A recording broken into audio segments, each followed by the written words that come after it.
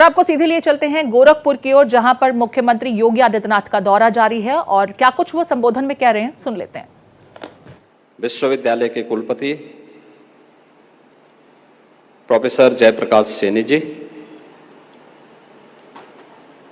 गोरखपुर के माननीय सांसद श्री रवि किशन शुक्ला जी, महापौर गोरखपुर डॉक्टर मंगलेश श्रीवास्तव जी, विश्वविद्यालय के कुल सचिव, विश्वविद्यालय के सभी हमारे फैकल्टी मेंबर्स, सभी माननीय जनप्रतिनिधिगण और विश्वविद्यालय के सभी छात्र छात्राएं, एक साथ विश्वविद्यालय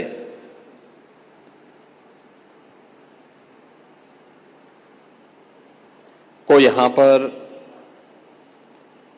विकास कार्यों के लिए, नई फैकल्टी के लिए और अपने विशिष्ट कार्यशैली के माध्यम से विश्वविद्यालय की रैंकिंग को बेहतर बनाने के लिए, योगदान देने के लिए आयोजित आज के इस कार्यक्रम के अवसर पर मैं पूरे विश्वविद्यालय परिवार को हृदय से बधाई देते हुए आप सबके प्रति मैं अपनी शुभकामनाएं देता हूं।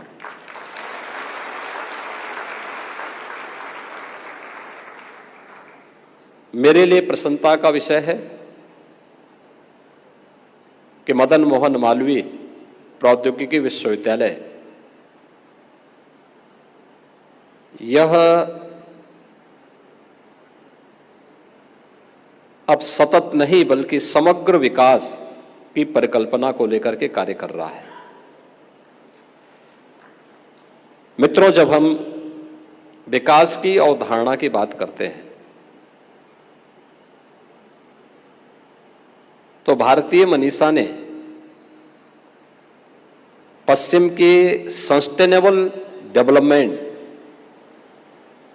की बजाय, यानी सतत विकास की बजाय एक समग्र विकास की परिकल्पना को सामने रखा था। हमने जीवन के एक पक्ष को लेकर के काम नहीं किया। हमारा दृष्टिकोण समग्रता को लेकर के होता है और उस समग्रता का दर्शन आज यहां पर विश्वविद्यालय के अंदर नव निर्माण के कार्यक्रमों के लोकार्पण और शिलान्यास के इस कार्यक्रम के माध्यम से, विश्वविद्यालय के लिए नव चयनित फैकल्टी मेंबर्स की नियुक्ति और शपथ ग्रहण समारोह के माध्यम से और अपने अपने विषय को लेकर के विश्वविद्यालय को बेहतर रैंकिंग प्रदान करने वाले उन शिक्षकों के सम्मान को लेकर के, यह समग्र दृष्टि नहीं तो क्या है? अगर हमारा पक्ष सतत का होता, सस्टेनेबल होता, तो हम किसी एक पक्ष को लेकर के काम करते हैं, उसी पर फोकस करते। लेकिन नहीं, यह भारतीय दृष्टि है कि हम समग्रता पर विश्वास करते हुए आगे बढ़ेंगे और आज उसका दर्शन इस विश्वविद्यालय के अवसर पर हो रहा है। मैं नवनियुक्त 76 शिक्षकों को, जिन्हें अभी यहां पर विश्वविद्यालय के कुलपति ने शपथ ग्रहण करवाया है, विश्वविद्यालय परिवार में शामिल होने के लिए मैं उनका हृदय से अभिनंदन करता हूं और उन्हें इस बात को ध्यान में रखना होगा कि वे विश्वविद्यालय परिवार का हिस्सा बने हैं। चयन की एक कठिन परीक्षा को उत्तीर्ण करने के उपरांत उनका विश्वविद्यालय की सिलेक्शन बोर्ड ने उन्हें विश्वविद्यालय के अनुकूल पाया, अब उनका दायित्व होना चाहिए जिस कार्य के लिए उनका चयन हुआ है वे उस कार्य में अपने आप को उन्हें साबित करना होगा। अभी आपने प्रवेश लिया है, लेकिन आपको अपने आप को साबित करना होगा कि चयन बोर्ड के द्वारा आपको चयन की प्रक्रिया के माध्यम से जो आपका सिलेक्शन हुआ है, यह सिलेक्शन उत्कृष्टतम सिलेक्शन था। विश्वविद्यालय के विकास की, समग्र विकास की इस प्रक्रिया का हिस्सा बनकर के जब आप कार्य करेंगे और अपने आप को साबित करने का जो अवसर जो बार बार आपको प्राप्त होगा, तो वही आपके लिए एक अवसर भी होगा।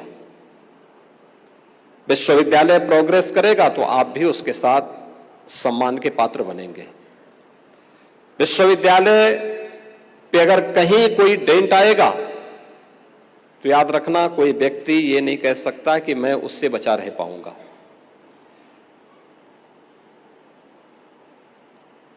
हर एक व्यक्ति जो संस्था से जुड़ा हुआ है उसकी प्रगति का हिस्सेदार भी है, और अगर उसकी प्रगति नहीं बल्कि उन्नति के बजाय वो अवनति की तरफ जा रहा है तो उस अवनति के लिए जिम्मेदार भी है। ये दोनों चीजें जीवन में समान रूप से चलती हैं। कोई भी सफलता टीम वर्क से ही प्राप्त होता है, और कोई भी विफलता जब टीम वर्क में सभी सदस्य केवल अपने लिए तो सोचते हैं, इंस्टीट्यूशन के हित में नहीं सोचते, तो उस आपसी खींचतान के कारण उसके विकास पर प्रतिकूल असर पड़ता है। और अगर वह कोई इंस्टीट्यूशन है तो उसकी रैंकिंग भी उससे प्रभावित होती भी जाती है। आज का समय एक प्रतिस्पर्धा का समय है। आपने देखा होगा, कभी भारत दुनिया के अंदर शिक्षा में, तकनीक में दुनिया का मार्गदर्शन करता था। हम विश्व गुरु कहलाए क्योंकि हम लीड करते थे दुनिया को। कहते हैं 1600 ईस्वी के पहले दुनिया की जीडीपी में भारत की हिस्सेदारी 30% से अधिक थी।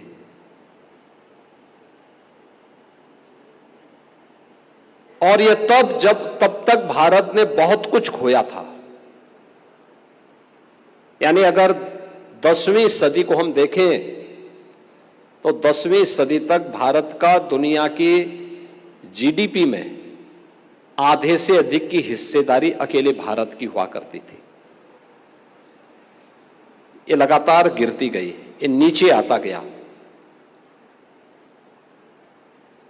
अंग्रेजों ने अपने कालखंड में, अपने समय में यहां के संसाधनों को लूटा, भारत को रॉ मटेरियल का एक अड्डा बनाया, और यहां के हर एक संसाधन को उन्होंने अपने स्वार्थ के लिए दुनिया के मार्केट तक पहुंचा करके यहां की अर्थव्यवस्था को कैसे नष्ट किया, यह किसी से छुपा हुआ नहीं।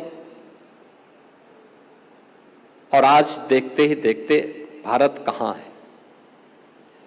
यानी आजाद भारत में 1947 से लेकर के 2014 तक आते जाते इन 65 से 70 वर्षों के दौरान भारत ने हर एक क्षेत्र में कुछ न कुछ तो किया होगा, लेकिन भारत दुनिया की केवल 11वीं अर्थव्यवस्था बन पाया था। और पिछले 10 वर्ष के अंदर भारत ने जो प्रगति की, हर एक क्षेत्र में आज आप देखते होंगे कुछ नयापन देखने को मिलता है। एक नई ऊर्जा, एक नया उत्साह, एक नया उमंग हम सबको देखने को मिलता है। आज भारत दुनिया की 5वीं बड़ी अर्थव्यवस्था बन गया है और अगले 2 वर्ष के अंदर भारत दुनिया की 3री बड़ी अर्थव्यवस्था बनने वाला है। यानी भारत इसलिए 3री बड़ी अर्थव्यवस्था बन रहा है क्योंकि आज भारत की विकास की दर दुनिया के अंदर किसी भी अन्य देश की तुलना में सबसे बेहतर दिशा में आगे बढ़ रही है।